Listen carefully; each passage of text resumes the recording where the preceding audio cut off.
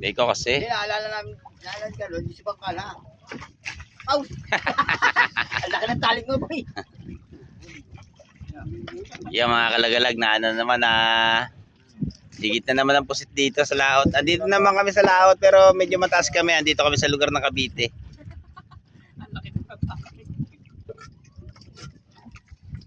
Pre, ano muna yung ano, sinaing.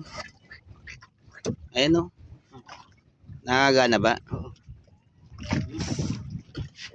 Ilang piraso na ito eh? Yun, nakakatatlong piraso na yung ano. Parang black eye talaga.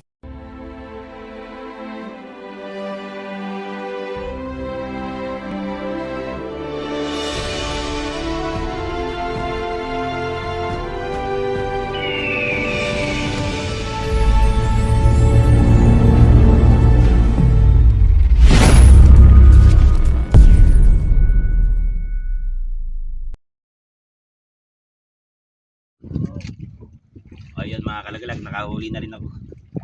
Yung anak ko kanina marami nang huli.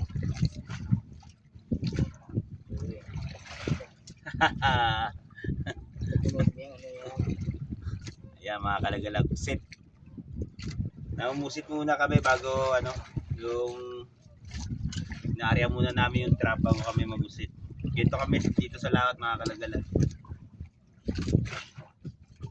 Minsan bisugo yung hinuhuli namin. Pag napapatama kami sa higit na puset-puset. Pag bisugo naman, bisugo. Pagdadating sa ano, yung ginagawa namin pag-ulam sa bahay. Minsan kasi pagka puro alimasag, nakakasawa din. Yung kampa, uy, ayun naman. Aba, magandang higit.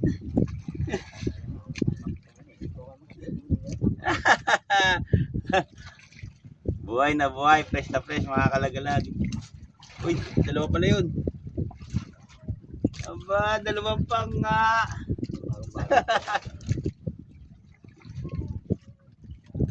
Pagka ganito mga kalagalag ang ano, ang dawi na puset, kung iilawan mo sa gabi, medyo marami-rami mahuhuli kasi minsan mga kalagalag ang higit ng puset. Tulad ng nakaraang mga vlog ko nung nagpangilawan kami. Sa gabi talaga ang magandang higit. Yung dawi niya sa tangkab. Bisa naparty kami ng 1,000. Pagka ganyan ng higit.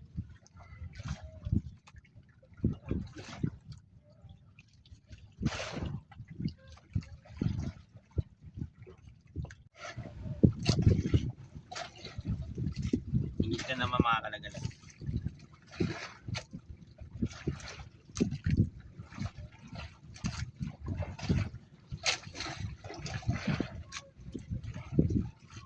Padating-dating yung ano niya, yung dawi ng puset. Ayun siya. Baka mamayang hapon lalong gumanda yung ano. Gumanda yung dawi niya sa tangkap. Sana makarami para makapag-adobo. O kaya makapagkilaw.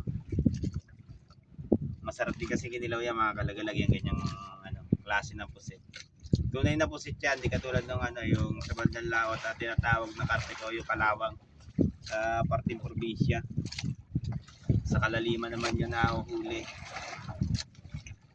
Ito mga kalagalag dito sa ano lang to, mababaw.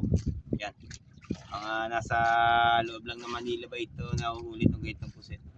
Pero pag lumampas ka na doon sa mga lampasan ng koridor o yung dinadaanan ng barko doon sa 80 o mga 80 di pa mga kalagalag, ibang uri ng pusit na nandoon. May mga kiway na saka yung carpet, yung malalaking pusit. Dito ganyan lang ang mga pusit, yung medyo maliliit lang siya. Pero nalaki din ang mga isang dangkal o mahigit pa. Yung ganyang pusit. Pagka panahon niya yung malalaki, yun, humihigit din dyan sa tangkap. Ayan mga kalagalaga, kanina pinandali ako munang pinutol yung pananangkap namin. Saka naghilang muna kami ng ng trap. Ayun. Nasa 7 kilo na yung aming huli. Unang hila pa lang. Mananangkap uli ako. Meron na.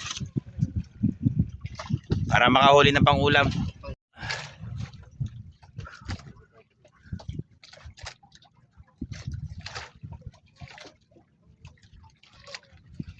Kakaulam na si Kalagalag.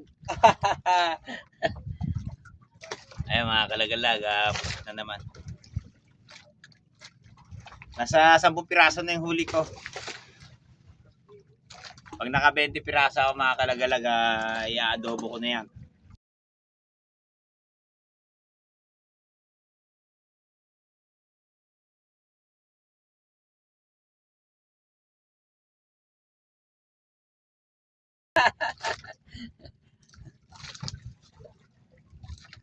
Ito kang basak. Wala. Nakakabak.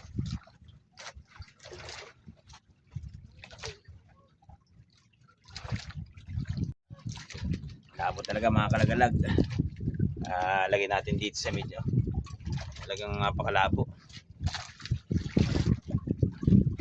Matindi sinag ng araw. Kaya maganda ilagay. Ganun pa rin.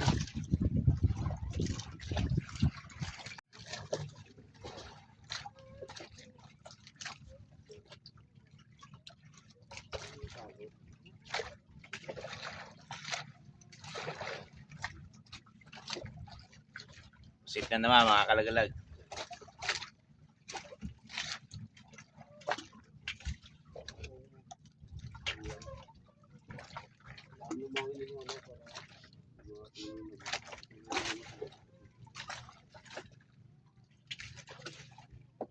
May konti mga bandang alas 3 ng hapon, magilan na rin kami nung inariyan namin trap. Kaya sa hapon na lang ako nagbablog doon sa panghuli ng alimasag. Ay yung mga hila namin, minsan naghihila kami sa tanghali, ay hindi ko na inaano yan mga Kalagalag. Hindi ko na sinasama sa vlog kasi masyadong mahaba. Pag isinama pa, umaabot minsan ng 1 oras. Ayo, nagsasama man ako, naabot ng 45 minutes yung vlog ko. Kaya kailangan mga kalahating oras lang. Pero mas maganda siguro kung mahaba, kung maraming viewers na magtiyagang nanonood sa mga vlog.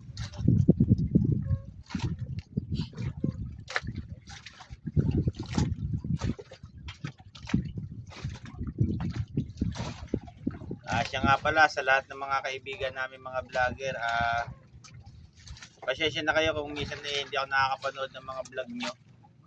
Kasi minsan itong hanap buhay namin talaga mga Kalagalag, yung minsan gigising kami ng mga bandang alauna ng madaling araw.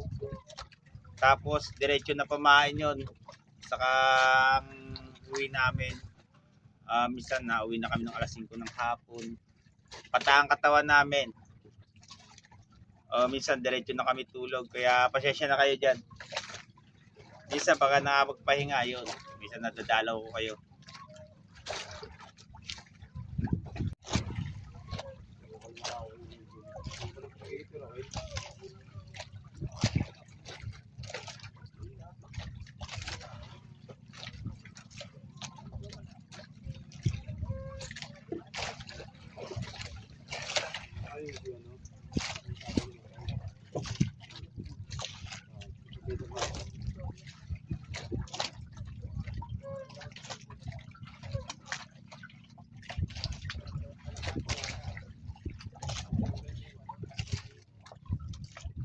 Nilipat ko dyan sa sa Albor yung aking camera kasi masyadong masilaw at hindi na kasi sikat ng araw mga Kalagalag.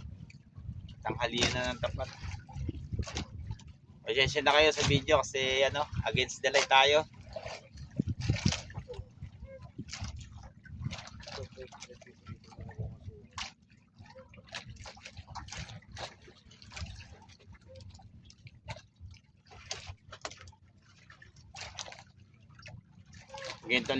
Gento lang kami dito mga Kalagalag sa sa laot. Pagdating ng mga gento, nakababad ng mga truck namin. Nanguhuli kami ng isda. Kung hindi man yung pusit. Para pag uwi, hindi na kami bibili na pang-ulam. Ay, yung mga huli namin isda, saka yung puset, yun na lang inuulam namin sa puno.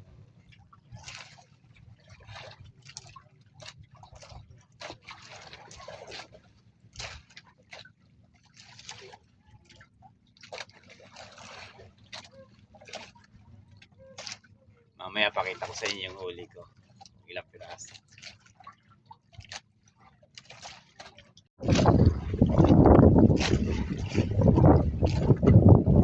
Nagdagan na naman namin huli. Medyo may kadalangan lang mga kalaglag yung ano. Pagigit ng pusit.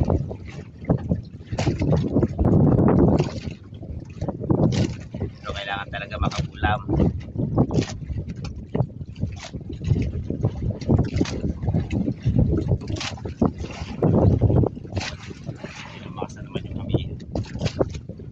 Makakaway-kaway na naman yung bandera namin sa uli.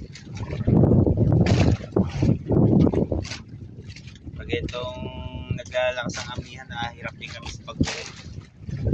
Kahit na dalawang makina makakalagalag. Malutang kasi masyado itong bangka. Nagdadamba siya sa alon.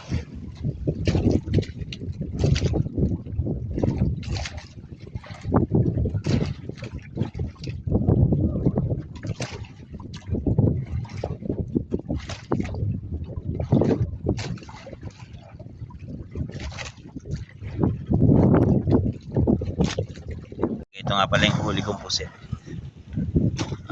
Hindi na nadagdagan. Nasa 12 piraso lang. Ayan siya. Meron pa naman yung anak ko nasa 6 na piraso. Umabot din ng 18 piraso.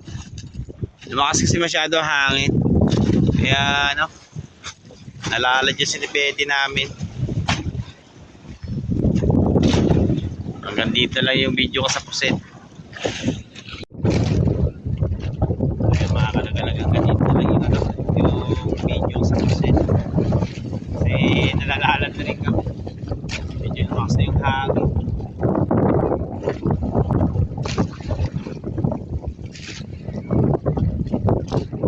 Ano, tuloy na kayo sa support sa vlog namin.